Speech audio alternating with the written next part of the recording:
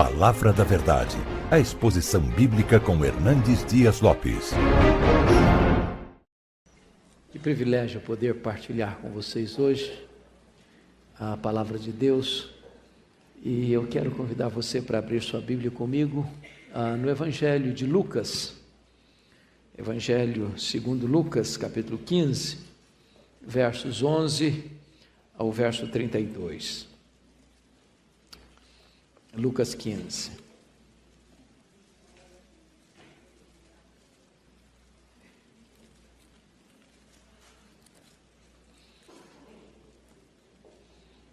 Talvez seja esta a parábola mais conhecida que Jesus contou.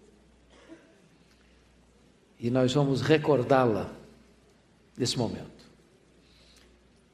Lucas 15, verso 11. Continuou Jesus. Certo homem tinha 2 filhos. O mais moço deles disse ao pai: Pai, dá-me a parte dos bens que me cabe. E ele lhes repartiu os haveres. Passados não muitos dias, o filho mais moço, ajuntando tudo o que era seu, partiu para uma terra distante e lá dissipou todos os seus bens, vivendo dissolutamente. Depois de ter consumido tudo, sobreveio àquele país uma grande fome e ele começou a passar necessidade. Então, ele foi e se agregou a um dos cidadãos daquela terra e este o mandou para os seus campos a guardar porcos. Ali desejava ele fartar-se das alfarrobas que os porcos comiam, mas ninguém lhe dava nada. Então, caindo em si, disse: Quantos trabalhadores de meu pai têm pão com fartura, e eu aqui morro de fome? Levantar-me-ei e irei ter com meu pai, e lhe direi: Pai, pequei contra o céu e diante de ti. Já não sou digno de ser chamado teu filho. Trata-me como um dos teus trabalhadores. E levantando-se foi para seu pai. Vinha ele ainda longe, quando seu pai o avistou, e compadecido dele, correndo, o abraçou e beijou. E o filho lhe disse: Pai, pequei contra o céu e diante de ti. Já não sou digno de ser chamado teu filho. O pai, porém, disse aos seus servos: Trazei depressa a melhor roupa, vestiu, ponde-lhe um anel no dedo e sandálias nos pés, e trazei também e matai um novilho cevado. Comamos e regozijemo-nos, porque este meu filho estava morto e reviveu, estava perdido e foi achado. E começaram a regozijar-se. Ora, o filho mais velho estivera no campo, e quando voltava, ao aproximar-se da casa, ouviu a música e as danças. Chamou um dos criados e perguntou-lhe que era aquilo. E ele informou: Veio teu irmão, o teu pai mandou matar o novilho cevado, porque o recuperou com saúde. Ele se indignou e não queria entrar. Saindo, porém, o pai procurava conciliá-lo, mas ele respondeu a seu pai: Há tantos anos que te sirvo sem jamais transgredir uma ordem tua, e nunca me deste um cabrito sequer para alegrar-me com os meus amigos. Vindo, porém, esse teu filho, que desperdiçou os teus bens com meretrizes, tu mandaste matar para ele o novilho cevado. Então lhe respondeu o pai: Meu filho, tu sempre estás comigo, tudo o que é meu é teu. Entretanto, era preciso que nos regozijássemos e nos alegrássemos, porque esse teu irmão estava morto e reviveu, estava perdido e foi achado. Amém. Todos vocês têm plena ciência de que a interpretação primária e essencial desse texto tem como pano de fundo o fato de Jesus comer e receber publicanos e pecadores. Isso chocava fariseus e escribas, porque julgavam que essas pessoas eram indignas do amor de Deus, e ficavam perplexas com Jesus, porque Jesus acolhia gente de espécie tão ruim, gente de má reputação, gente que não tinha qualquer credencial religiosa em Israel. E Jesus então conta essa parábola para retratar o amor de Deus pelos pecadores. E cria nesse quadro os 2 filhos, 2 tipos de gente: o pródigo representando os publicanos e pecadores, rebeldes, mas que se arrependem e encontram os braços do Pai abertos. O filho mais velho, um símbolo dos fariseus e dos escribas, cheios de autojustiça, com a síndrome de santidade, de perfeição, mas que não tem espaço na sua agenda para perdão nem para amor, que vive em uma relação com o Pai apenas formal, como se fosse um escravo. Hoje eu não gostaria de tratar dessa questão primária desta análise, mas olhar para esse texto sob uma outra ótica, por um outro ângulo. Li um livro de um grande amigo que expôs essa visão nesta parábola e eu achei por demais interessante e quero repartir com vocês algumas dessas ideias. Certamente Jesus Cristo foi o maior de todos os mestres, incomparavelmente o maior. Ele não foi um alfaiate do efêmero, ele foi um escultor do eterno. Ele usou símbolos, ele usou imagens, ele usou figuras, ele contou parábolas. Isso porque uma imagem fala mais do que palavras. Um emblema fala mais do que um discurso. E Jesus Cristo foi certamente o mestre dos mestres pela singularidade da sua doutrina, pela variedade de seus métodos e certamente pela grandeza indisputável do seu exemplo. Quero aqui então, nesta noite em que estamos pensando em família, pensando nos filhos, orando pelos filhos, olhar esses três personagens, porque o personagem central da parábola não é o pródigo, nem o mais velho, é o pai. A palavra pai aqui aparece mais de 12 vezes nessa curta parábola. Então, que lições eu posso aprender com o pai? Do ponto de vista de família. Então chama a sua atenção para isso. Primeira coisa, é que a nossa família é o palco das nossas maiores alegrias, e a nossa família é o palco das nossas mais profundas dores. É na família que celebramos o nascimento, é na família que choramos a dor do luto, é na família que você se alegra com a chegada, é na família que você chora com a despedida. Então, olhando para esse texto, eu queria que nós aprendêssemos lições com o pai. Que lição eu posso aprender com o pai do pródigo? Primeira lição: nem tudo na família sai como nós planejamos. Pensa comigo. Nenhum pai, nenhuma mãe cria um filho para ter um filho rebelde, para ter um filho ingrato, para ter um filho insolente. E não obstante, muitos pais e mães, apesar de criar os filhos com todo o desvelo, têm filhos ingratos, irreverentes e insolentes. Uma das coisas que mais me chocam na história bíblica é ver homens piedosos tendo filhos malignos, como o rei Ezequias, gerando um Manassés. Foi o pior rei de Judá, foi um demônio em pele humana. Eu fico imaginando que não foi fácil, se pegar a parábola agora e dramatizar a parábola numa família concreta e real, um pai que cria um filho com tanto carinho, ter que escutar isso do filho: olha, eu quero a minha herança, a parte que me cabe. Olha, filho, mas isso aí só se distribui herança depois que o pai morre. Mas não me interessa o senhor, eu quero o que me pague. No meu coração o senhor está morto. Eu quero o meu, quero usufruir agora. Não tem paciência para esperar. Então preste atenção nisso, que nem sempre, às vezes, a nossa casa é aquilo que um dia nós sonhamos ou planejamos que fosse. Temos lutas. Segunda coisa, aprendo com esse pai que você e eu devemos fazer o melhor hoje, para não sermos consumidos pela culpa amanhã. Se você pega esse quadro do pródigo, esse pai podia sofrer por qualquer coisa, menos sofrer por algum erro cometido. Ele repartiu os haveres, ele antecipou a herança do filho, Tem horas que os filhos só aprendem quando eles batem cabeça, se eles são desobedientes. Se eles não escutam palavras, eles escutarão o chicote da disciplina. Foi o que aconteceu com esse filho, o filho pródigo. Mas nós pais, vocês mães que estão aqui, precisam parar e pensar o seguinte: o que você precisa fazer hoje, com quanto pai, com quanto mãe, para você amanhã não ter a dor do remorso? Deixa eu lhes dar 2 exemplos do que eu estou dizendo.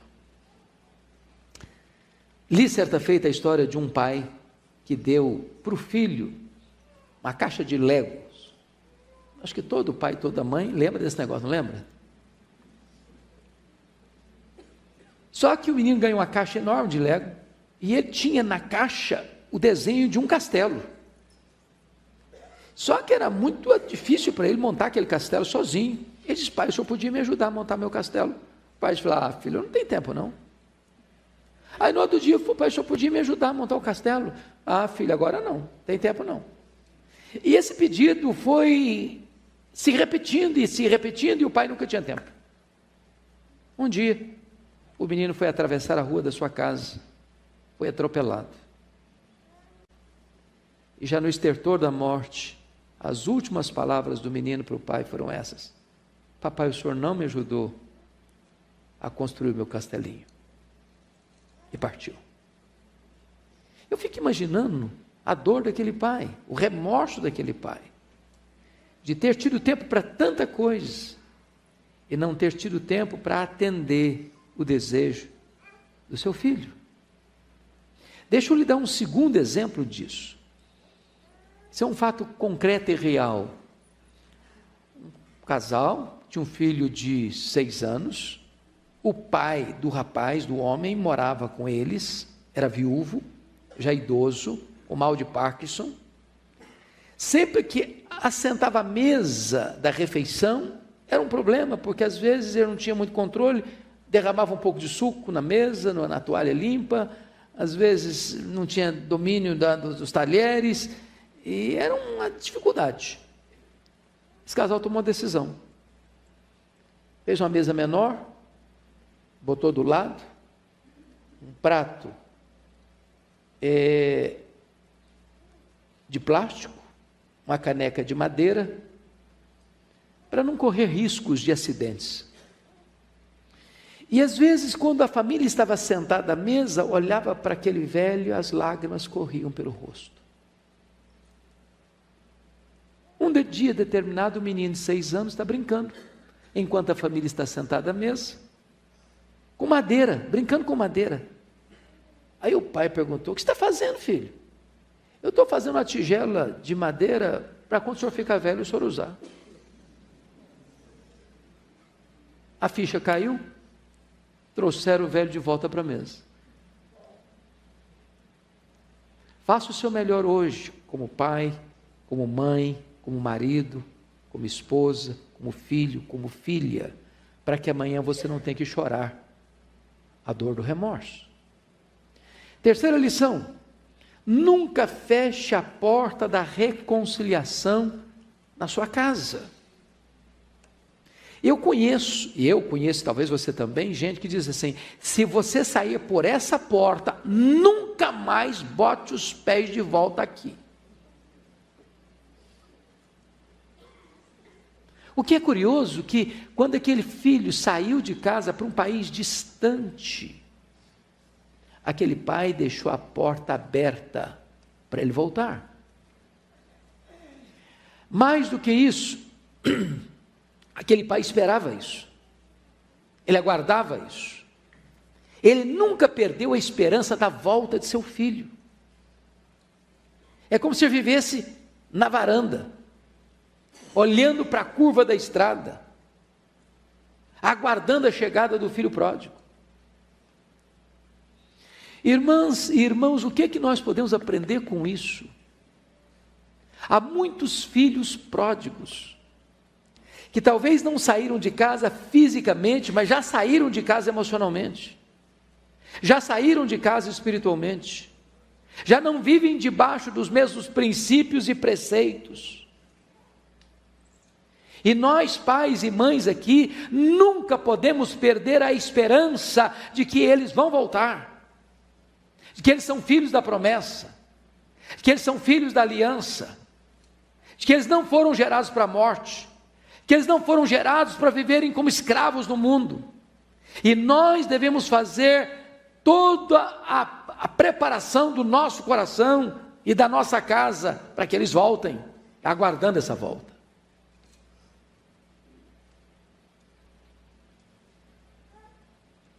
Quarta lição que nós podemos aprender: mantenha sempre a esperança de que o seu lar vai ser plenamente restaurado.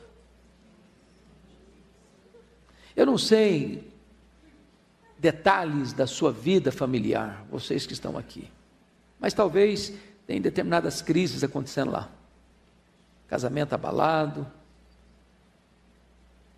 os pais às vezes não estão tão bem com os filhos não estão tão bem com os pais, irmãos que não se conversam. Você não pode perder a esperança de que Deus vai fazer um milagre na sua casa.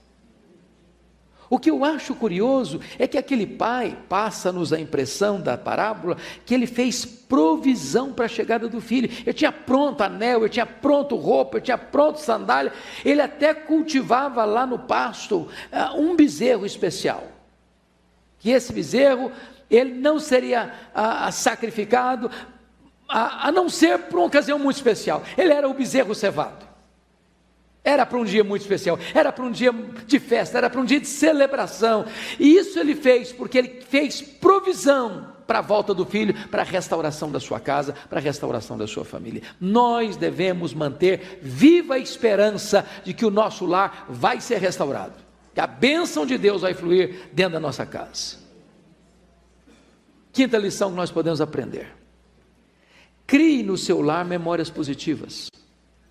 Versículo 17, diz que quando aquele moço caiu em si, ele diz: quantos trabalhadores meu pai tem pão com fartura, e eu aqui morro de fome. Quando aquele moço, no país distante, passando fome, necessidade, humilhado, pensou na casa do pai, o que veio à mente dele?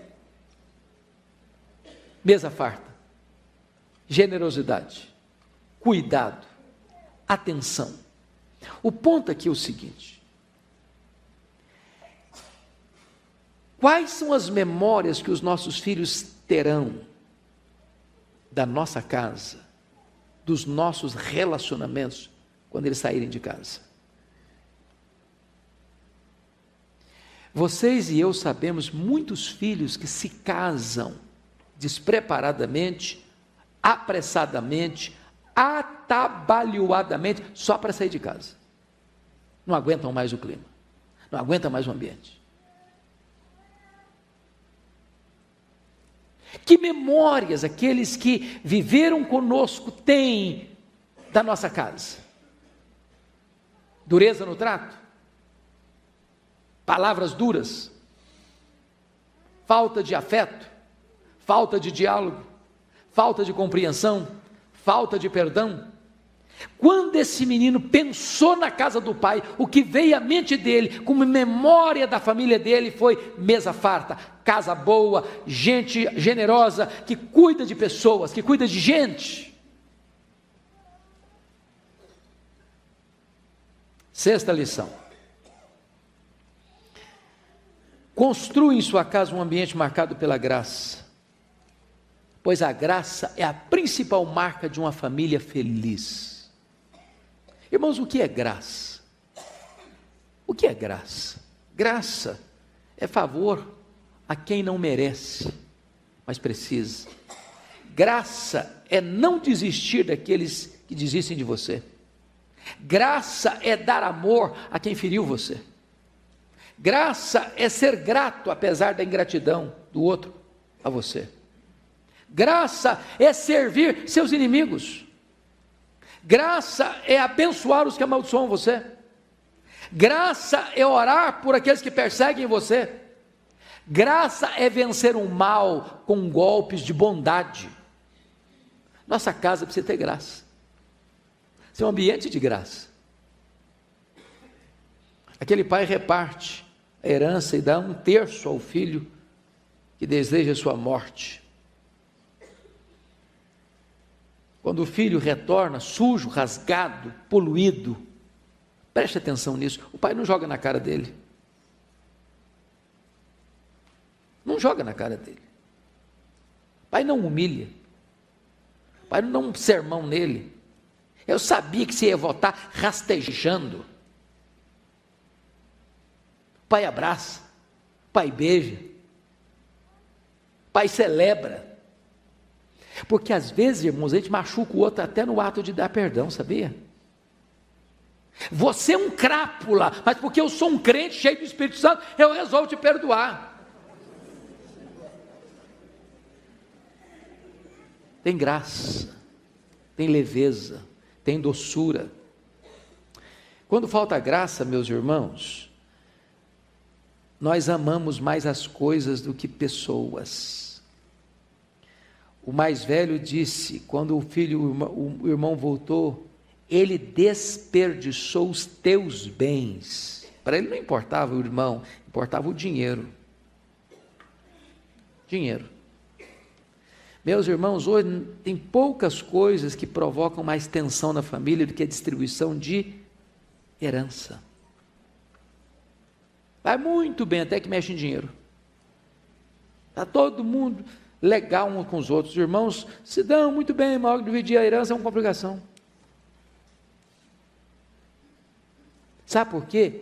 Onde falta graça, coisas valem mais do que pessoas.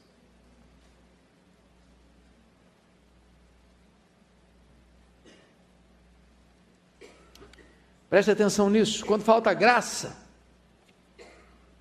não há flexibilidade na família. Irmãos, preste atenção no que eu vou lhes dizer. As famílias precisam ter princípios sólidos, mas as famílias precisam ser também flexíveis. Eu não sou engenheiro civil, mas vejo resultado da engenharia civil. Você passa em cima de uma ponte aqui em São Paulo, se você está parado com o seu carro e passa outro, você vê que a ponte balança, ela vibra. Vibra para não quebrar. Precisa ser flexível, senão quebra. Eu visitei há pouco tempo a Sears Tower lá em Chicago, 110 andares, um dos maiores prédios dos Estados Unidos, 443 metros, lá em cima balança, e balança para não quebrar. Gente muito rígida, muito inflexível, quebra.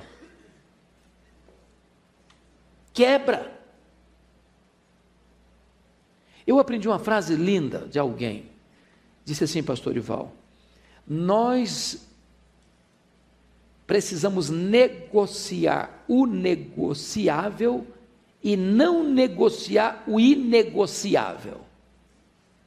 Tem coisas que você não negocia mesmo não, mas tem gente que não negocia não negociável, é duro demais, é inflexível demais, é pesado demais, machuca demais, fere demais. Se nós queremos o bem da família, se nós queremos famílias saudáveis, nós precisamos ter flexibilidade, nós precisamos amar pessoas mais do que regras, nós precisamos amar mais gente do que coisas. Bom, essas são as lições que nós aprendemos com o pai. Agora vamos aprender com o filho mais novo. Vamos imaginar que o pródigo entrasse aqui hoje, nesse templo, e o pastor Orival lhe desse a oportunidade de dar um testemunho. Claro que ele ia dar um testemunho do que ele errou, né? Que não devia fazer. Olha, gente, vocês não devem fazer isso, não devem fazer aquilo, aquilo outro. Aprendi na pele, sofri na pele e tal. Então, pensa comigo. Se o pródigo pudesse se levantar aqui hoje e falar para vocês, o que ele nos recomendaria? Primeira coisa, eu acho. Primeiro, ele diria o seguinte para você: Cuidado, não tome decisões precipitadas. Vocês acham que hoje algumas pessoas, no contexto família, tomam decisões precipitadas?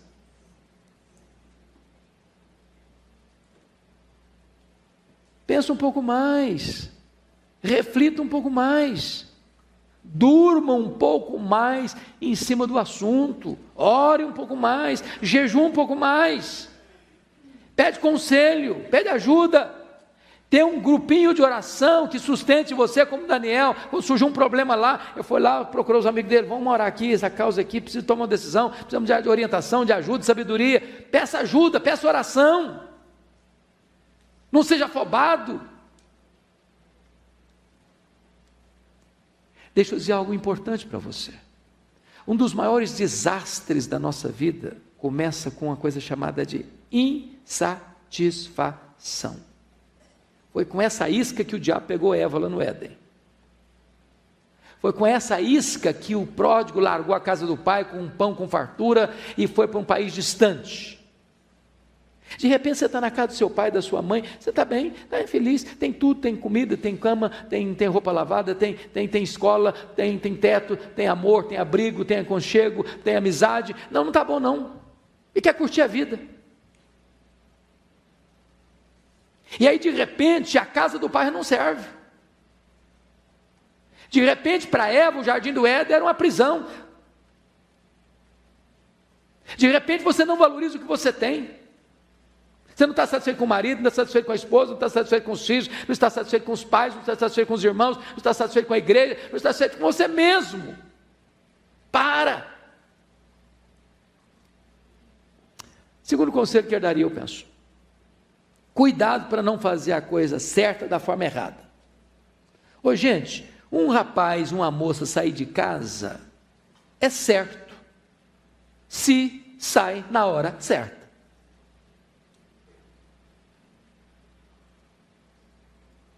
Pensa comigo um camarada, um rapaz bonitão, com 50 anos de idade, na barra da saia da mãe. Está certo? Não é uma coisa errada, não. Está igual o Jacó. O pessoal da Igreja de Pinheiro sabe disso. Sabe com que idade o nosso amigo Jacó saiu da barra da saia da mãe? Sabe que idade que ele tinha? 71 anos.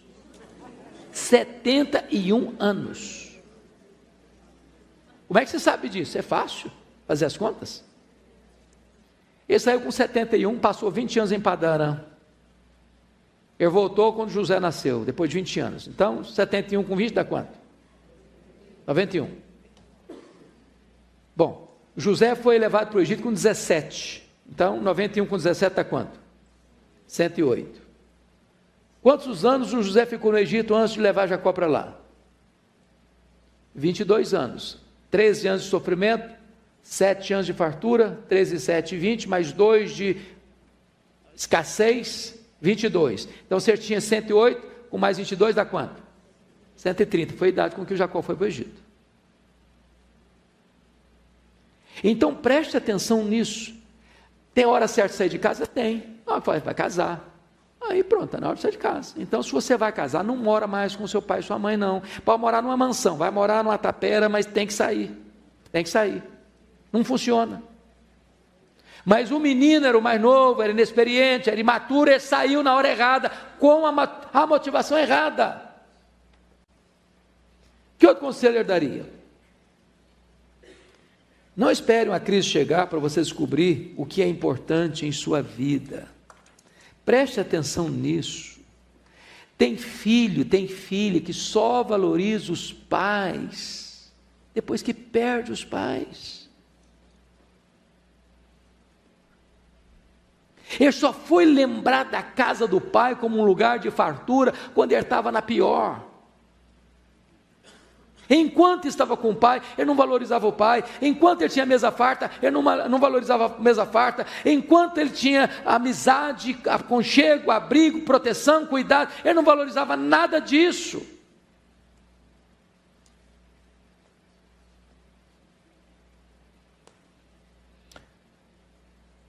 Uma das coisas que mais me chocam na Bíblia é ver aquele texto de Lucas 16, na parábola do rico e do Lázaro, que aquele rico só foi lembrar da família tarde demais, já no inferno. Não adianta mais.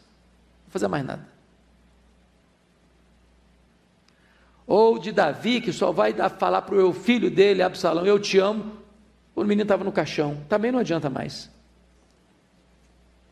Então preste bem atenção nisso. Não espere uma crise chegar para você valorizar a sua família.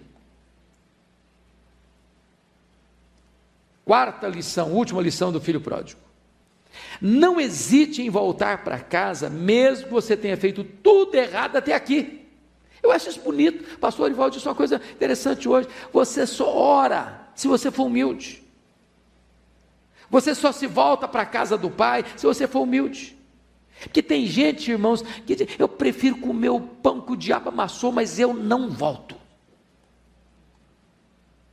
Eu prefiro morrer do que me humilhar. Não, ele se humilhou, ele se quebrantou, ele caiu em si. Ele reconheceu o seu erro. Ele ensaiou um discurso de arrependimento. Ele se humilha diante do Pai. Pai, eu já não sou digno de ser chamado teu filho. Ele não chega lá estufando o peito, ele não chega lá acusando o pai, o senhor bem que podia ter me aconselhado, o senhor bem que podia ter me impedido de sair de casa. Não, ele não chega lá esbravejando, ele não chega lá reivindicando direitos, ele chega lá com o coração quebrantado e humilde, e a Bíblia diz que Deus não rejeita o coração quebrantado. Então quem sabe você está aqui hoje para você voltar para o Pai, voltar para a casa do Pai, se reconciliar com Deus. Quem sabe você está precisando pedir perdão para o seu pai, pedir perdão para sua mãe, pedir perdão para os seus filhos, pedir perdão para os seus irmãos, acertar os ponteiros dentro da sua casa. Bom, dito isso, vamos ao último personagem. O que nós poderíamos aprender com o filho mais velho? Claro que vamos aprender com os erros dele, né? E dizem os sábios que ser sábio é você aprender com os erros dos outros, para você não ter que sofrer com seus próprios erros. Então vamos lá. Se o mais velho pudesse nos dar algumas dicas, o que ele diria para nós? Primeira dica, eu acho: não permita que a festa do outro azede o seu coração.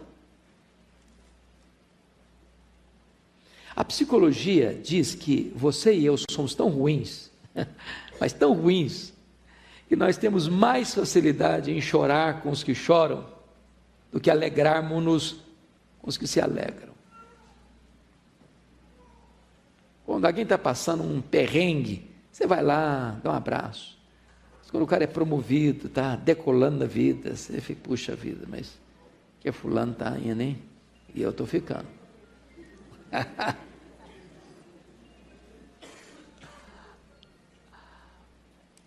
Sabe quando a festa do outro azeda a sua festa? Não permita isso. Aprenda a se alegrar com as vitórias dos outros. Aprenda a amar a vitória dos outros. A Bíblia diz que por inveja o Caim matou Abel, por inveja o Saul perseguiu Davi, seu genro.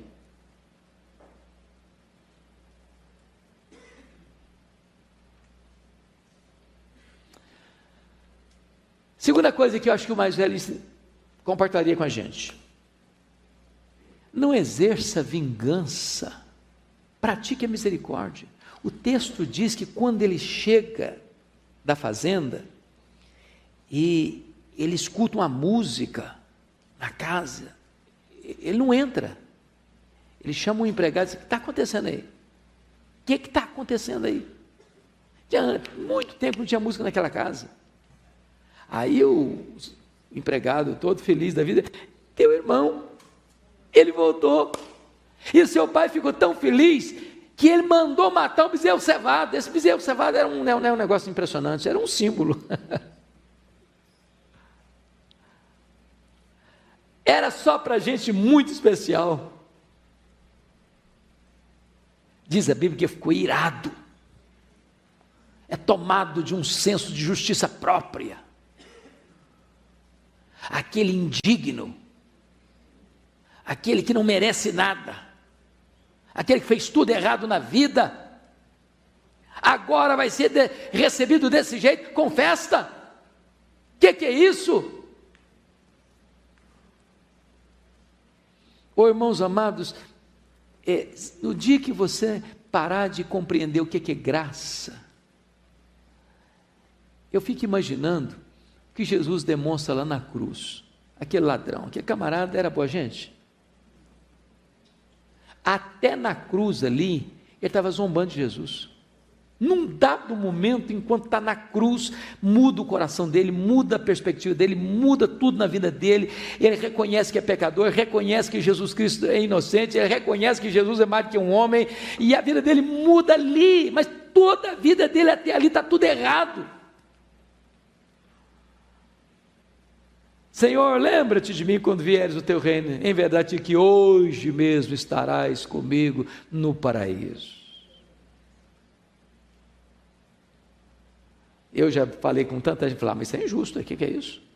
É injusto, esse jeito é injusto, o cara viveu a vida toda no erro, e agora no apagar das luzes o cara se converte e vai para o céu? Valeu? Sou um cara santo? Eu, hein? É graça, varão. É graça, você não é melhor que ninguém.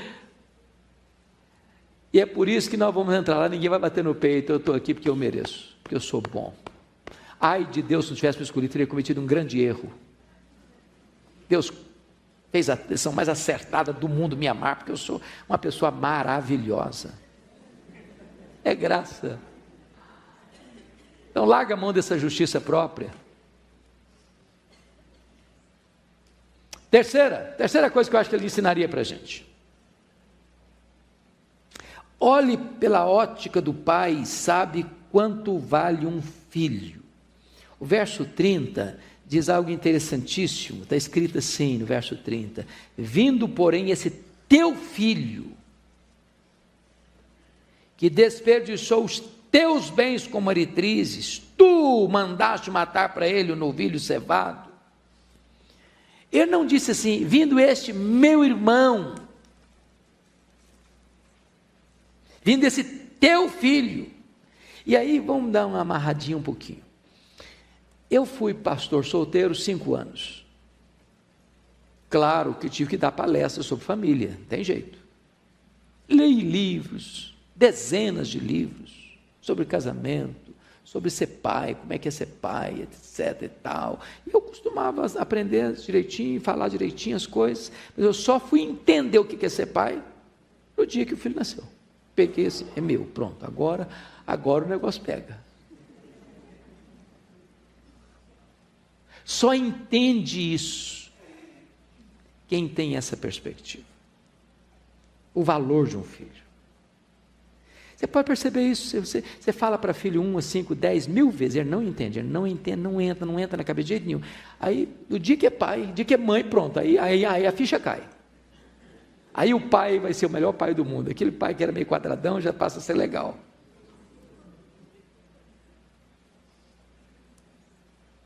Olhe pela perspectiva do outro, para você valorizar. Quarta coisa que eu aprenderia com ele, pare de se sentir um empregado, você é filho, versículo 31 está escrito assim, então lhe respondeu o pai, meu filho, tu sempre estás comigo, tudo que é meu é teu. O que eu acho curioso, é que ele diz assim, há tantos anos que eu te sirvo sem transgredir, sequer uma ordem tua, nunca me deste um cabrito. Aí o pai diz, meu filho, você é dono da fazenda toda, você é dono da fazenda toda, tudo que é meu é teu. Vamos parar um pouquinho, irmãos, quantos de nós somos filhos de Deus, herdeiros de Deus, co-herdeiros com Cristo, e estamos vivendo uma vida miseravelmente pobre, comendo pão com salame dormido, quando Deus tem banquete para você, passando vontade de comer um cabrito, a vida inteira, meu futuro é seu, você tinha que ter sofrido isso aí, a vida toda. Mas às vezes a gente também não vive, irmãos, e não usufrui nem a nossa casa, nem o nosso lar, nem os afetos da nossa casa. Eu conheço muitos filhos que dizem assim, pastor, meu pai nunca me deu um abraço, Minha mãe nunca me deu um abraço. Meu pai nunca me disse eu te amo. Minha mãe nunca me disse eu te amo. Filhos que nunca chegaram para os pais e assim, eu te amo, papai, eu te amo, mamãe. Usufrua a sua casa.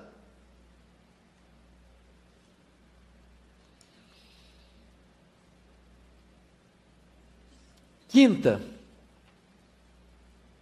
e penúltima lição. Cuidado com seu complexo de perfeição. Olha o versículo 29. Há tantos anos que eu te sirvo sem jamais transgredir uma ordem tua. Bom, eu acho que o cara aí deu uma exageradinha, deu não? Deu uma exageradinha. Deixa eu contar uma ilustraçãozinha para você pegar bem isso aqui. Às vezes, quando a gente tem essa síndrome de perfeição, só eu sou bom, eu sou bom, eu sou perfeito. Os outros não, são tudo ruinzinho, mas eu não.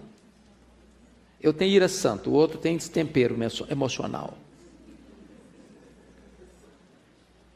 Eu luto pela vida, o outro é um invejoso, ganancioso. Então pensa comigo nessa cena. Havia um casal, já dos seus 60 e poucos anos, que moravam de frente aos vizinhos, mas a janela da cozinha era aquela janela grande, espelhada, de vidraça, que dava para o quintal da vizinha. E essa mulher...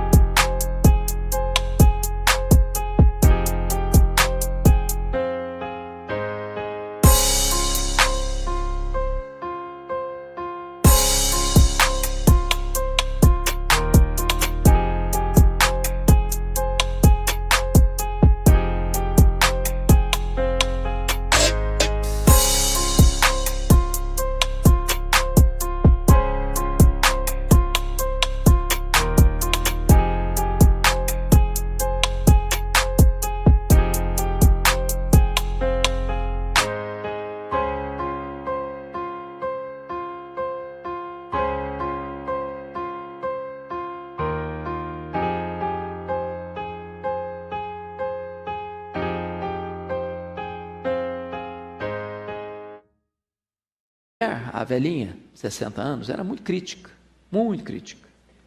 Quando ela sentava para tomar o café com o maridão dela, ela olhava para a vidraça da janela e falava: está vendo lá a nossa vizinha? Que mulher relaxada. Olha lá como é que está a roupa que ela está estendendo no varal. A gente, a moçada não sabe o que é estender roupa em varal não, mas os velhinhos sabem o que é isso. Olha lá, deve usar um sabão de péssima qualidade, a roupa está toda encardida.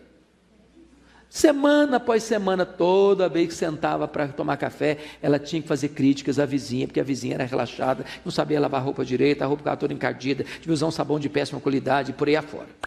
Um dia o maridão dela, já não aguentando mais tanta amargura que brotava do coração da esposa, falou: querida, vamos dar uma olhadinha melhor. Dá uma olhada na vidraça. Dá uma olhada na sua vidraça, na sua janela. A janela estava toda suja, toda embaçada. Não era que a vizinha era relaxada, não é que a roupa da vizinha estava mal lavada, não. A vidraça dela é que estava suja. Quando a nossa vidraça está suja, a gente pensa que o outro é que está sujo. Porque a gente tem a tendência de projetar os nossos problemas no outro e criticar no outro o que nós não temos coragem de enfrentar em nós mesmos. Então, para de ficar vendo defeito nos outros, faça uma leitura do seu coração. Problemas da família acontecem quando o outro é o problema, quando o outro é o culpado. Sempre o outro é o culpado. Eu sempre sou inocente na história. Puxa a brasa para a sua sardinha, reconheça o seu erro, tenha a coragem de pedir perdão. Mas eu fecho aqui agora. Versículo 28. Cuidado com o mau humor crônico. Ele se indignou e não queria entrar. O que eu acho curioso é que o pai saiu para conciliá-lo e a parábola, muito estrategicamente, termina sem saber qual foi a reação do filho mais velho. Se ele entrou ou não entrou. O que Jesus queria dizer? É que os publicanos e pecadores e prostitutas entrariam no reino de Deus mais rápido do que os santarrões, fariseus e escribas com autojustiça entrariam. A parábola termina, o mais velho, santo, do lado de fora da casa do pai, o pródigo, arrependido, celebrando a casa do pai. Para com essa amargura, com esse ranço, com esse clima pesado. Eu gosto muito do que Hebreus 12, 14 diz, quando ele fala da amargura. A amargura tem dois efeitos. A amargura perturba a pessoa. Uma pessoa amargurada é uma pessoa perturbada. E ela contamina as pessoas à sua volta. Há um texto, no texto grego, algumas pessoas dizem que a palavra amargura é a mesma palavra para cheiro de gambá. Cheiro de gambá. Já andou por aí, na estrada, e sentiu o cheiro de gambá? Já pensou dormir com um gambá? Só amarga. Não dá um sorriso. Não dá uma descontraída. Não dá uma gargalhada boa dentro de casa.